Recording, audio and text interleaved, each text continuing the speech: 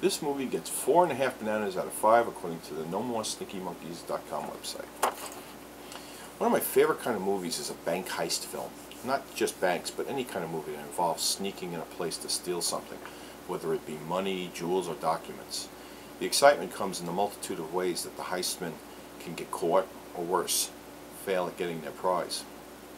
This documentary about Phillippe Petit, the tightrope walker who was able to walk between the World Trade Center towers, is brilliantly told in just such a heist format. It only loses half a banana from being a classic because the tension is cut short by the fact that A, we know he didn't get caught, so the threat is limited, and B, he walked the line, so we know he didn't die. That's what makes the movie all the more remarkable, because not only do we know the ending, but the filmmakers make us feel the drama of the daring do that went into the enterprise.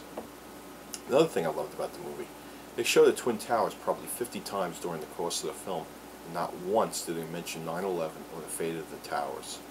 It is as much a story for the World Trade Center as it is a heroic tale of one man's dream. I was 8 years old in 1974 when Petit made his crossing, and I grew up thinking he was just a nut.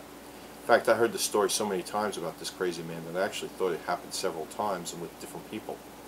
But Phillippe Petit was a singular creature and had some bare balls. Even if this was a controlled setting, it would be a remarkable achievement, but it was anything but. Petit and his 3 men had to sneak into the towers the afternoon before, pretending to be construction laborers, and wait till dark to start their work. Then well, I'm not going to give anything away, but it is at times edge of your seat exciting. Petit started his career as a tightrope walker as a teenager and became something of an underground celebrity in his homeland of France.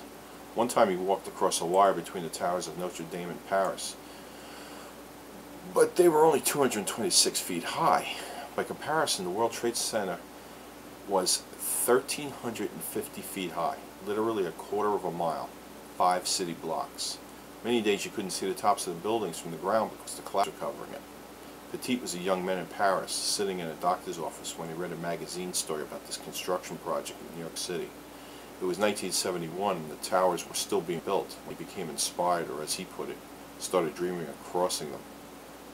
He didn't even see pictures of them at first, just drawings of what they could be one day. It was not only a dream of what he could accomplish, but what a beautiful scene it would be to behold.